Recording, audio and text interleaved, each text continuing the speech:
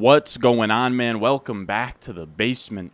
I'm Ron, and every year we have breakout running backs that come out of nowhere and define the fantasy season. Last year we had Ramondre Stevenson and Tony Pollard, where they came out here never having an RB1 finish in their previous seasons, finished as RB1s in points per game despite getting drafted outside of the top 6 rounds in fantasy drafts.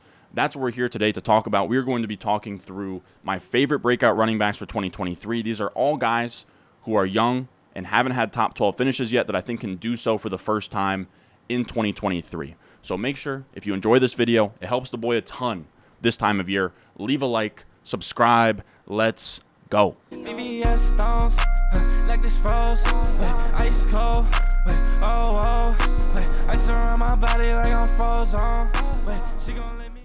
Now, the parameters for today's video is pretty simple.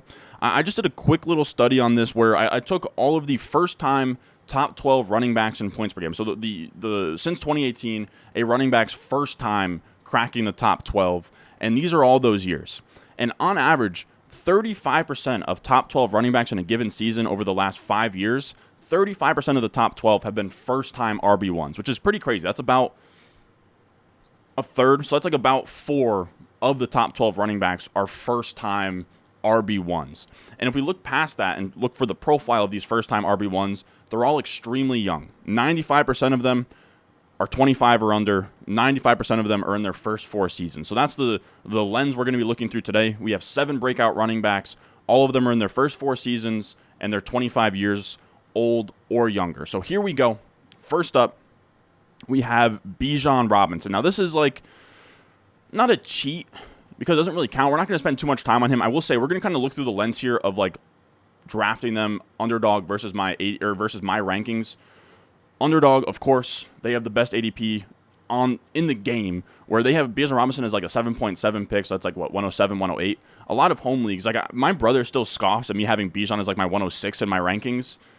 In home leagues, he's going to slide past that, 9, 10, 11, where it gets to a spot where it's like, okay, on underdog, he's going at the 7th overall pick. We need to be drafting him anytime he's there past that. So if you're in like the late first, you just can kind of condition yourself, okay, this should be a Bijan pick. So if you're new to Underdog Fantasy, it's best ball. They're pretty much like paid mock drafts. You can hop on there, get some drafts in, use promo code RON. They'll match your deposit up to $100. We have that link in the description, comment section down below. It'll take you to Underdog Fantasy. It'll use promo code RON, and you can get some practice in for your home league drafts that I believe are probably happening really, really soon. Now, when we talk about Bijan, when it comes to Underdog, I'm not like way over my skis on him. I have him as my 106 in my rankings as my RB2. He's the 108 as the RB3 on Underdog. And it's not that bold to say that Bijan's going to be a lock to be a top 12 running back this year. But I wanted to include him on this because he's a big target of mine. He hasn't had a top 12 finish yet because he's a rookie. And I do get a lot of questions now where we posted this video yesterday about draft strategy where we want to be targeting really high upside running backs in the early rounds. Bijan's probably my biggest target in round 1 when it comes to running back. So if you're going to do like a hero RB or a double hero RB where you take a round 1 running back, Bijan is my biggest target in that range, and here's why. This is a guy who was a generational prospect. In an era where people were telling me, Ron, adjust your prospect model, man. Jonathan Taylor's in the 2nd round. Breece Hall's a 2nd round pick. RBs aren't getting drafted where they used to. Well, Bijan comes out here, and he gets drafted 8th overall out of Texas, 21 years old, 4.4 speed, 5'11", 215 pounds, with a 77th percentile college target share. So he can catch passes. He's big. He's fast. He was taken super, super high. And if we look at guys who graded similar to him in my prospect model, so we're talking legendary prospect here. These are all of the legendary running backs drafted since 2007, actually, we look here. And if we look at their points per game in year 1 and we compare it to the 2022 top 12 running backs or just the running backs in general, you have Saquon and Zeke, who would have been top 2 guys. You have Adrian Peterson, Leonard Fournette, Todd Gurley, who would have been top 7 last year. And the only real bust here is McCaffrey, who was the RB12. So that's a floor of like RB1 at a position that historically has a really low floor. It sounds crazy to say because people say, oh, well, Bijan's a rookie. How do we know if he's good or not? It's crazy, but Bijan actually has probably the highest floor in the 1st round. If you ask people between McCaffrey, Bijan, Eckler, Chubb as well, who's going to be who has the best chance of being the 101 in 2024, it would be Bijan. Bijan doesn't have the same risks of like being old and having all these tread on his tires. He's young. He's fresh legs. We've even seen guys like Trent Richardson come out here and put up pretty damn good fantasy seasons as rookies. So he's a really good pick. He's in this Arthur Smith running scheme in Atlanta that I really want to bet on as well, where Arthur Smith, for all of the mishaps he has across the board with like Kyle Pitts, he knows how to scheme a run game. They have the PFF's 7th best offensive line. They had the 3rd best rush efficiency offense on Football Outsiders last year, despite having a backfield of Tyler Algier, Cordarrelle Patterson, and Huntley. He's just good. He's almost like Shanahan in that way, where he can just get the most out of his running backs. Now you sort of take a Bijan and you transplant that onto this offense. Things get really scary here, where he could be an absolute monster. Now, people are sort of scared about like Tyler Algier. I have to be honest, I'm not all that concerned with Tyler Algier. In the first preseason game, Bijan came out here and was used like an absolute bell cow right out of the gate, where of 17 first-team snaps, he had 12 of those snaps. Of 10 passing plays, he was out there for 6 of those passing plays. He had 1 target and 4 carries. So we're talking like 60% route participation. 12 of 17 carries is something like, I think it's like 80% of the carries. I think that he had 80% of the carries, 4 divided by 5, 12 of 17 of the snaps. That was like a 70% of the snaps.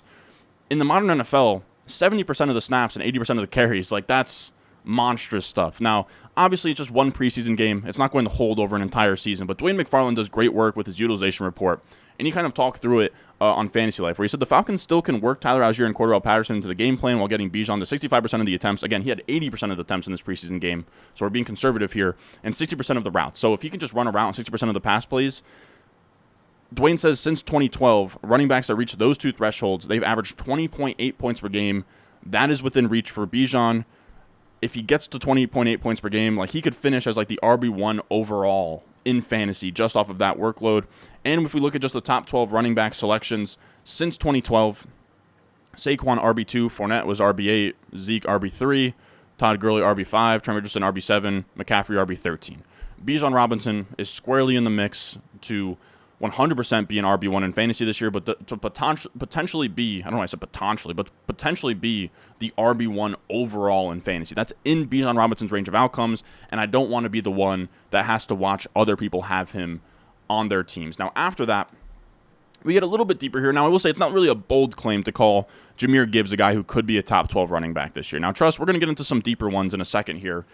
Right, his ADP is like RB10 on Underdog, right? He goes as like a late third. In my rankings, I have him as a mid-third. I have him as my 305 as my RB9. I'm trying to get more of him. He's a guy where anytime he gets to like the back end of the third, I'm taking him pretty much every time.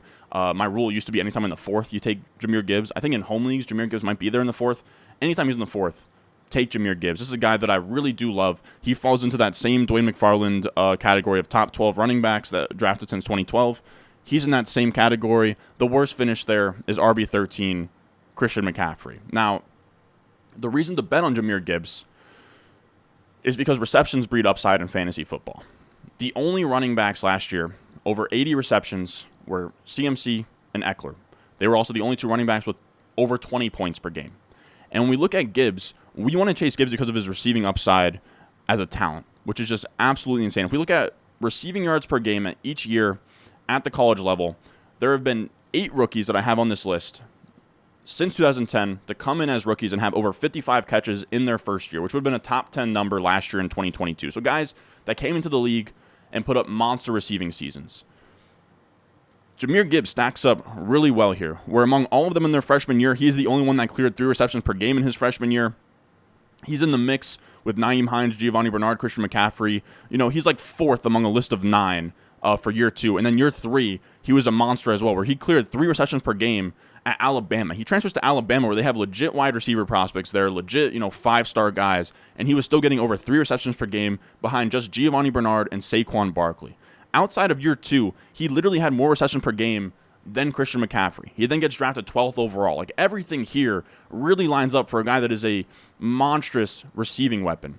And the beautiful thing is, too, if we look at the projections for this year, you don't even really need to, like, I'm not going to sit here and be like David Montgomery's a really bad running back, or like you don't even have to disparage David Montgomery for Gibbs to get where he needs to go. You need somebody between the tackles to take off that workload. It's similar to like Kamara over those years of being like an RB1 overall in fantasy or 20-plus points per game. He never even cleared 1,000 rushing yards. We don't need Jahmyr Gibbs slammed between the tackle 250 times for him to pay off here.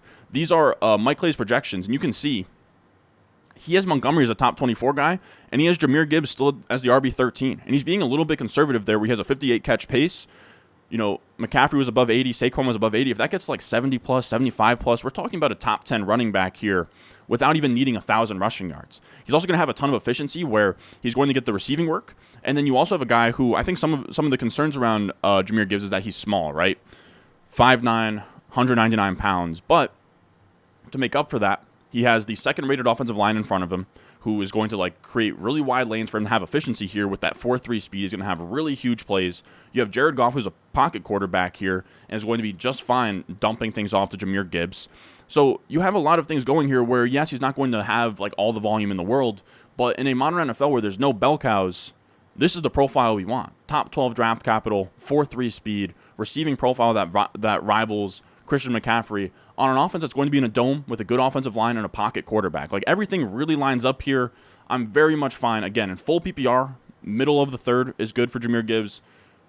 Any format in the 4th round, must pick Jahmyr Gibbs. After that, we have Travis Etienne here.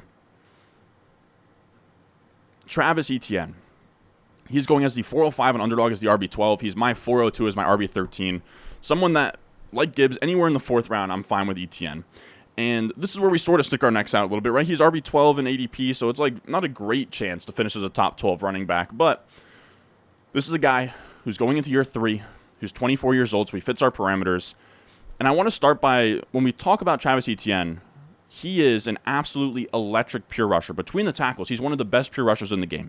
He was 12th in breakaway run rate last year, 9th in missed tackles forced per attempt. He was 3rd in rushing yards over expected per attempt, 2nd in NFL next-gen stats success rate. So that means he's giving you, like, huge breakaway runs, but he's also giving you, like, steady, he's getting what's blocked on a per-play basis, given his, 2nd in the NFL success rate. And then he was 8th in yards per carry. He hit the 4th fastest ball carrier speed last year among running backs. He's this big play threat that also isn't like too boom bust like a Saquon or a Kenneth Walker. He's steady, but he's also explosive, which is really good. Now, he was the RB23 on points per game last year, so we're sticking our necks out a little bit saying he'll be a top 12 running back this year. But this is a guy who split time with James Robinson and then was also on a really good offense last year, but only scored 5 touchdowns. Like, if we look at PFF's expected points per game model, expected points per game model, they have him expected at, if you go down the list, so XTDs 1.6, XTDs for rushing 8. So he was expected to have 9.6 touchdowns last year, 1.6 in the receiving game, 8 in the rushing game,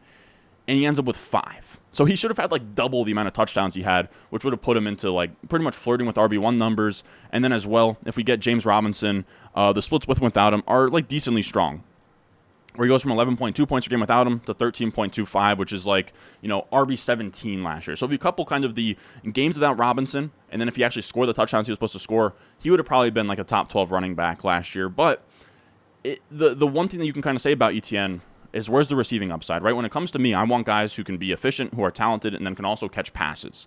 And Etienne didn't really catch passes last year, and that didn't change once Robinson left. So Robinson left, and he actually had less targets per game once Robinson left, and still had around like 2 catches per game with or without Robinson, which is our biggest concern here. But I'm fine on a player who was like essentially like a Ben Simmons type of rookie last year, where he didn't get a rookie year because he was hurt. I'm fine betting one more time on a young running back to expand his skill set. That's not that crazy to bet on. And if we look at his college profile, who, remember, he played all 4 years, or not all 4 years, I think 3 of his years he played with Trevor Lawrence. First 2 years were slow, and then he kind of picked up the receiving game as he went on, and then he was a monster. He had 4 receptions per game in his 4th year, which would have been, that's like, Jahmyr Gibbs. I don't know that Jahmyr Gibbs ever had 4 receptions per game in college. Not to say that Etienne and Gibbs are the same level of receivers, but 4 receptions per game as a senior for Etienne is serious stuff. And I want to say in that offense too, we're talking about at the very least like Amari Rodgers, Justin Ross, maybe T. Higgins at that point, but that's not an offense with nobodies on it. So he's a guy who can catch passes. It wasn't there last year, but like we saw the same trend where 2 years he wasn't really a good pass catcher. Like he didn't even have 1 reception per game, and then year 3 took off, and then year 4 really went crazy. So a guy that he already has rapport with, and Trevor Lawrence, I'm fine betting on the possibility of that being there, because if the receiving game is there and he can challenge for like 50 plus catches, then this is a guy who's he's a lock to finish top 12. Now, the thing that people are really concerned about with Etienne seems to be Tank Bigsby. We love Tank Bigsby on this channel. He was somebody we were drafting a ton of in Dynasty. We love him, but like at the same time, fellas, like we have to sort of understand, like, Etienne is an elite first round prospect. He was drafted in the first round in a modern NFL where first round running back picks are rare. Tank Bigsby was just a third-round pick in the NFL draft. Like, he wasn't, like we've seen James Cook be a second-round pick. We've seen A.J. Dillon, Zach Charbonnet. Tank Bigsby is not this, like, really good player. He has flaws in his profile. Like, if I just look through Tank Bigsby's comps in my prospect model, he comes out as a silver. Our prospect model has bronze, silver, gold, elite, legendary, and it's by hit rate. Silver hit rate isn't really great, and these were his comps just based on, like, size, speed, production, film, athleticism. They're not great. Like, it's like Ronald Jones, Kerryon Johnson, like, Trey Sermon, guys who can, like, handle volume and be good, but nothing, like, over the top, super special. Where if we look at Etienne, like, this is a guy you want to bet on. He is quite literally the 11th best prospect in my prospect model. And him and Bijan are the only two guys without top 12 finishes here. Bijan has never played it down. Etienne has 1 year of data here. Everybody in this range finishes in the top 12. So, I'm not saying that he's a lock to finish in the top 12, right? Everybody's prospect model has weaknesses and busts and stuff, but the talent that Etienne was coming out of school and then what he showed last year just in terms of rushing, I have a really hard time saying that Tank Bigsby takes anything serious away from Etienne, unless if Etienne goes out there and screws up, fumbles, and kind of gives that to Tank Bigsby. But I think he'll have the first crack at being the main guy. Now, of course, that's still just like a 65-35 split, but Etienne's efficient enough where if he catches passes and he was as efficient as he was last year on the ground, then he should be just fine splitting some touches with Bigsby, with even potentially Jermichael Hasty. Now, after that, we have a polarizing player here. We have Breece Hall. This is a guy I want to stake my entire season on, Breece Hall. He is my 401. He is Underdog's 407 as the RB15. He is my RB12. Now, I will say, he was technically the RB7 in points per game last year, but he only played in like 6 or 7 games. It wasn't enough to qualify. So we're talking like true top 12 running back breakout for Breece Hall this year. And this is just absolutely beautiful. We are getting one of the biggest discounts on a league-winning running back we've ever seen because of his ACL tear and because of Dalvin Cook. Now, when we just talk about the talent of Breece Hall, this guy was playing out of his mind before he tore his ACL. He tore his ACL in Week 7. Through that point, he was the RB8 with 17 points per game, even though he wasn't even officially the starting running back ahead of Michael Carter until Week 6. He didn't even have over a 50% snap share during that time, and he had 17 points per game as the RB8. And we know as well, we've seen guys like Jonathan Taylor, and we even saw Kenneth Walker last year, where these guys, they put on their best stuff at the end of the season. Breece Hall could have had like 20-plus points per game from Week 10 on last year and have been an absolute monster and then get drafted like top 5 this year. But we just didn't get to see that. We just can piece apart what he was, and it was really special. In those 6 weeks, those first 6 weeks before the ACL tear, I believe that was Week 7 in Denver, he had 14 10-plus yard runs, which was just behind Nick Chubb. And the reason to really like him, the efficiency is amazing, the long runs are amazing, but the receiving upside is why you really want to buy in here. He was 5th among all running backs with 30 targets. He had 5 targets per game, and his 5.3-yard ADOT last year was 2 yards above everyone else. So this is a guy that isn't just taking dump-offs, but he's running downfield as a real, downfield pass catcher. Or not downfield, but downfield for a running back, where he can do more than just outlet passes in the backfield. And that's really exciting because we have a legit pass catcher who can challenge for like 1,000 rushing yards, 70-plus catches. He's 22 years old. And he also now gets to play with Aaron Rodgers in a Nathaniel Hackett offense. And this is what I don't understand. Breece Hall doesn't need 400 touches, 350 touches to pay off. We saw last year under a 50% snap share, and he was a top 10 running back. In an offense now where Aaron Jones, this has always been Aaron Jones' thing too, where he'd hover around like a 55 to 60 snap share, and he wouldn't get a ton of volume, but he'd be efficient enough in an Aaron Rodgers offense and catch enough passes that he would still give you, he gave you 2 top 5 finishes in his prime and a couple other top 12 finishes. We now have Breece Hall in this role with Aaron Rodgers in this Nathaniel Hackett offense. And yes, Dalvin Cook is there, and the ACL is an issue, but again, we don't need him to have 300 touches. 60% of the snaps here, if it's a 60-40 split, that gets Breece Hall in the top 12 conversation if he has this Aaron Jones role within this offense. I don't see Dalvin Cook being more than sort of what Jamal Williams was to Aaron Jones during those years in Green Bay, where we look at Dalvin Cook, he's he's pretty dusty, man. If we compare to what he was in 2020, in terms of FPOE per game, yards per carry, rushing yards over expected, across the board, it has gone down. Yards per out run has gone down. This is not a receiving back that is going to be on the field over Breece Hall. He comes in as a shell of himself. He came in with like another shoulder surgery. He's dislocated his shoulder in every single year. We don't know how long that's going to keep up. Last year was literally the first time in his 6-year career that he's played the entire season. You have the upside that Dalvin Cook goes down at a certain point. And right after the news dropped of Dalvin Cook being a Jet, this Jets reporter, Connor Hughes, he's one of the best out there.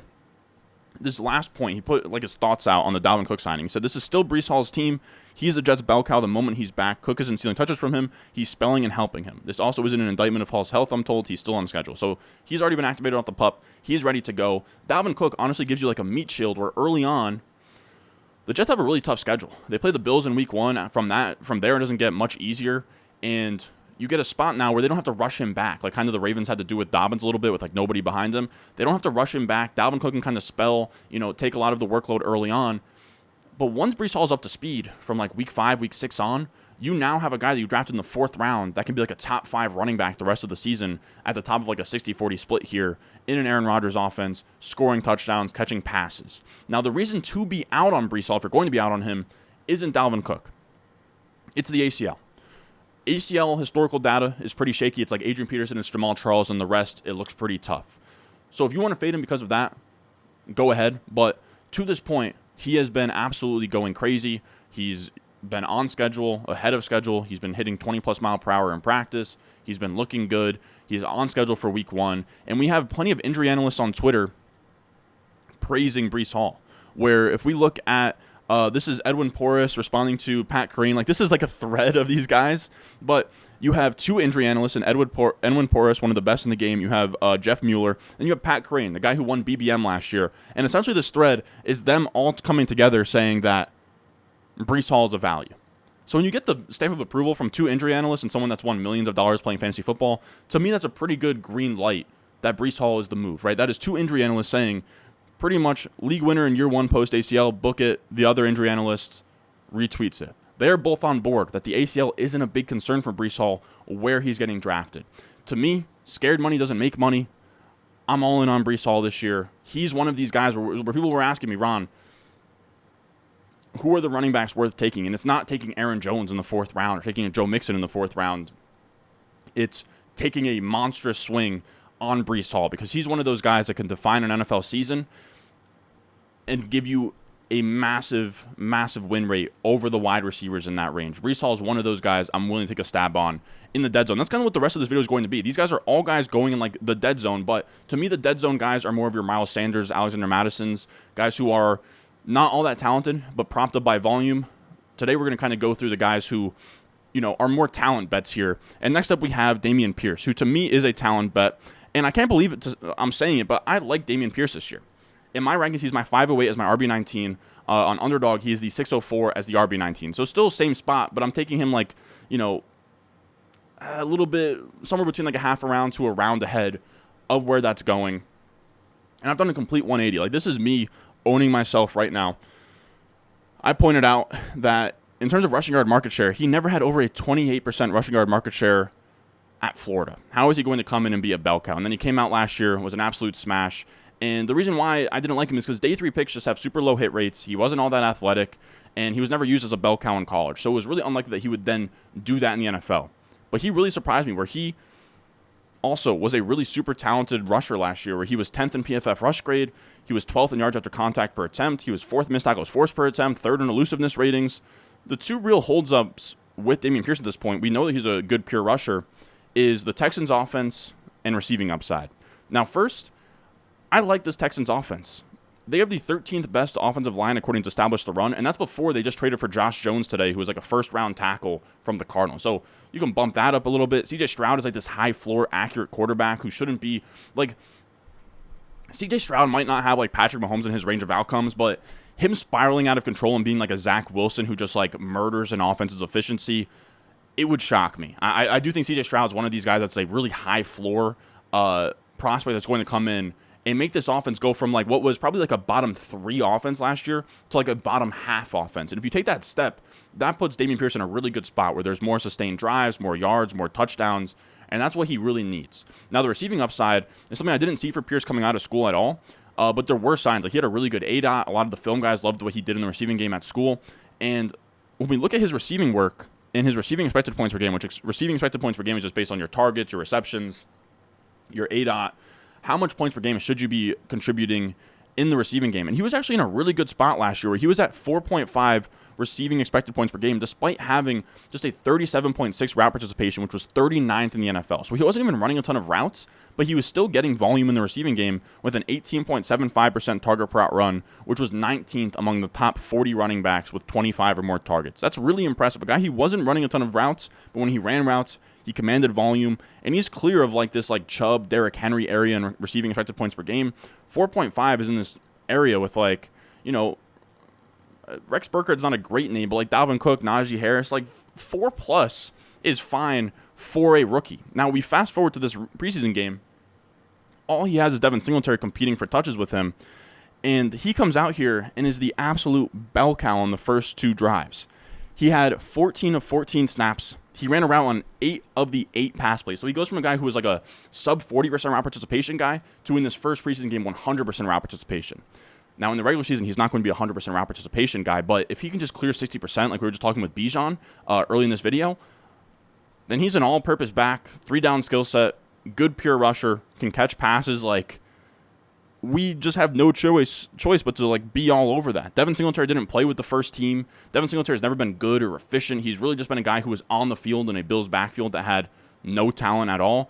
I'm not all that scared of Devin Singletary. To me, he's just kind of a body in that room that'll take up some carries and stuff, but this could be like a 70-30 split towards Dameon Pierce with a pass-catching role and a goal line role where he ends up being like a top 12 running back. So Dameon Pierce, like surprisingly, I kind of love him. And I do think that Stroud, especially in this offense where there's not like a ton of receiving talent, Stroud's a guy like Goff who will check down to a running back. So I do think Dameon Pierce anywhere in like the 5-6 turn area, especially anywhere that he's in the 6th round, absolute smash. Same thing with J.K. Dobbins here. And I will say, make sure you check out the rankings. We have the rankings updated on Patreon, patreon.com/Ron Stewart. Because like I keep saying, like, you know, if Jahmyr Gibbs is there in the 3rd, or if Jahmyr Gibbs is there in the 4th, he's an auto smash. If Dobbins is there in the 6th, he's an auto smash. If Pierce is there in the 6th, take him. On the rankings, I have these ideal rounds, which is just it's another column in my rankings where it just shows you, you know, if you're in a 12-man league and this player is on the board and he's there, you should take him. Like that's just the spot where in a vacuum, I close my eyes, I take the player in that round, and it feels good. So across the board for the entire top 200, I have like ideal rounds. I have them tiered, and I just have it in a way where, you know, you can look at it and you're like, oh, I don't really like what I'm doing here, but it's like, okay, it's the 6th round, 5th round ideal round for me. So even if you don't like the pick, you know that I at least, you know, give a stamp of approval to take that player in that round. So if you want to go out there, crush your home league, I know a lot of you guys have drafts coming up, patreon.com/Ron Stewart for my entire rankings, in-season weekly rankings, waiver wire article in season, start sit stream exclusive to the Patreon during the season, a bunch of really good stuff on there if you have home leagues coming up. But when it comes to J.K. Dobbins, again, he has a 6th round ADP at RB20. He's my 504 as my RB17. Again, anywhere in the 6th round, I'm taking him. And the theme with this video is that if you're going to take a running back in the dead zone, right, because that's what we're getting to at this point, right? This guy is going RB20. We have him at RB17. We think that he can finish in the top 12. If you're taking a running back in this area, right, 6th, 5th round over a lot of these wide receivers, it shouldn't be for projected volume, right? The way you beat the dead zone isn't by getting the guy who's projected to have the most touches. It's by getting the talented running backs. All of these guys we're targeting in the dead zone, from like Breece Hall through here, are talented players. J.K. Dobbins is a guy who is first among all running backs with 100 or more rush attempts in career yards per carry, which is pretty insane. Even last year, coming off a brutal ACL injury where he never had over a 55% snap share, he was still super efficient. Like, this is off of a brutal injury. He was 3rd in breakaway run rate. He was 4th in explosive run rate. He was 2nd in yards per carry, 4th in NFL Next Gen rushing yards over expected per attempt. He was 8th in their success rate. Just a really good, really strong pure runner. And the doctors out there, the injury analysts, seem to think that he's going to be just fine this year. Where this is Deepak Chona, and he shows J.K. Dobbins' 2022 dip was expected due to the 2021 injury. Data predicts strong comeback here. He also said reports suggest absence is more contract-related, which it was. He was on the PUP because of a contract issue. In terms of health this year, it's not really a big deal. Like he hasn't had another surgery. The PUP was really more contract-related. And I want to bet on pieces on this offense in a big way. This is a Ravens team that had established the runs, 8th best offensive line, and we have Todd Monken coming in here to just ramp up this offense. They added weapons. They added Odell Beckham. They added Zay Flowers. And they go from being like bottom 5 in pass attempts every year and like bottom 10 in neutral pace, right? So they're like a slow, run-heavy offense. And now getting Todd Monken, who is going to have him at like, top half in pass attempts, top half in neutral pace, are going to be playing up-tempo, passing the ball a lot. And that's really exciting because then you're going to get more efficiency. You're going to get more plays, so more play volume. But then you're also going to get more yards. You're going to get more touchdowns. You're going to get lighter boxes too, where they have to respect your weapons now. They can't just load up the box when already, they load up the box. Someone in the box has to account for Lamar Jackson on the read option, and it just opens up like huge holes for Dobbins. Like it wouldn't shock me at all if Dobbins was like this year's Josh Jacobs, or sort of like what Mark Ingram did during Lamar Jackson's MVP season. J.K. Dobbins, to me, an absolute smash pick, while his ADP is still kind of catching up here. Now, our last running back, our 7th breakout running back, is Javonte Williams. Now, I think people are going to be a little bit squeamish to have 2 post-ACL running backs on this list, but I think you have to approach every year with nuance, and both of these running backs have showed that they are very young in their careers, and they're ahead of schedule at this point. Now, Javonte Williams is the 703 as the RB23 on Underdog. He's my 603 as my RB20. So this is a guy that I'm pretty well ahead of the market on. Anytime that Javonte is like in the 6th and I need a running back or an RB2, especially in the 7th, if Javonte gets there in the 7th, must smash. Like at that point, you just have to take him in round 7, Javonte Williams. And I think that you just have to sort of throw away what we thought about him. I think a lot of us were using that J.K. Dobbins timeline. He had a similar injury to J.K. Dobbins, and Dobbins was an absolute he was absolutely struggling to get on the field last year. He like came on for a few weeks stretch, and then he took some time off. Then he came back, and he could never handle a workload. Javonte Williams comes out here, and where J.K. Dobbins never went over a 55% snap share last year. I think right here, 13 divided by 23 is going to be over 55% snap share in his first preseason game, where we still have like 2-3 more weeks until he even has to play a game in the NFL, and he's only going to like ramp up his touches. So it's like it's absolutely insane how ahead of schedule he truly is here. Like being at 13 of 23 snaps here is just absolutely bonkers. And if we look at Deepak Chona again, the doctors seem to agree of like, you have to throw out that old timeline where he said Javonte Williams is a heavy outlier, typically see 20% efficiency dip, but expect much less with him, average 3 games to ramp up touches. So we're talking about a guy who like, early season, like again, when we're drafting these running backs in the dead zone, I'd rather when we're drafting running backs in the dead zone, I don't care about the week 1 projections. Like when you get a Miles Sanders or you get Alexander Madison, you're really just buying week 1 projection, which is cool, but we win our leagues in the playoff weeks. I'd rather have a guy that's a little bit shaky early on, but can win me my league down the stretch. And that's what Javonte is, because after the first 3, 4, 5 games and he gets up to speed, he's going to be a problem. Now, he also said, yes, Javonte basically telling us historical data hasn't reflected his recovery so far, so we should keep that in mind as we project his performance. So bringing up J.K. Dobbins with Javonte Williams, to me at this point, is irrelevant, and it's all priced in. So I'm now in on Javonte Williams. Outside of injury, Javonte's really easy to bet on, where this is a guy who is really young. He is just 23 years old, 2nd round NFL draft pick, big back with a 30 BMI, good agility score, 73rd percentile college target share. You can catch passes, you can do it all. Through 4 games last year, he had a 17.5% target share, which is just behind McCaffrey, Eckler, and Kamara. So this is a 3-down back who also had some juice last year with the 2nd highest missed tackles forced per attempt. He was 10th in explosive run percentage, and he was 11th in yards after contact per attempt, which is really solid considering how bad this Denver offense was last year. So we should be really excited here. And then also, when we look at the preseason game, we should already be really excited about his pass-catching role, where, again, this is a guy who can catch passes. 17.5% target share is no joke. And he already had 5 targets in this game. That's like 5 of 9? Now, of course, he's not going to have a 60% target share, but he's going to be involved in the passing game. And that's really exciting because we know how we get to upside in fantasy, touchdowns, pass catching. And Javonte Williams is going to be in the mix for a lot of targets here, a lot of receptions. It seems like he already has the passing down work on lock here. And we want to bet on Sean Payton and his pass catching running backs. We're in the past. If we look here, this TJ Hernandez tweet outlines it really well. But since 2006, in running back target share, Sean Payton has been like top 2 or 3 or like top 5 most of these years. And if we look through these running backs that he's had before, we've seen RB 14. Or we've seen DeAndre Swift had the 12th most receptions last year, where he had like 48.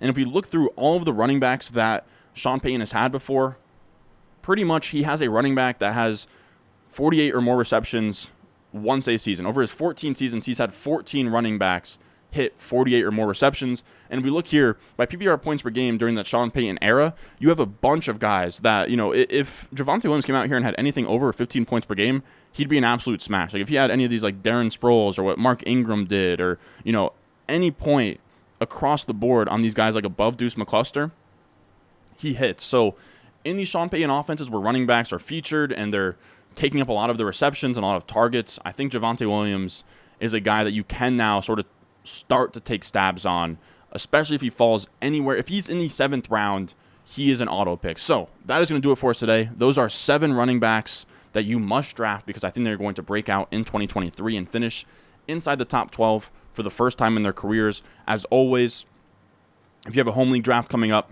make sure you check out patreon.com/Ron Stewart. I have my top 200 rankings cheat sheet. They're all tiered. I have my target draft rounds for each of those players. You also get on top of that a bunch of cool stuff like access to subscriber leagues. You get my weekly rankings in season, my weekly rest of season rankings in season, so you can kind of look off of them for trades. My waiver wire article every week. You get my Patreon exclusive start sit streams every Sunday. You get it all and more. So make sure you check it out. But if not, a great way to support as well is to leave a like, subscribe, comment. It's that time of year, fellas. Help the boy out. It's August. I am August, and I will see you guys in the next one.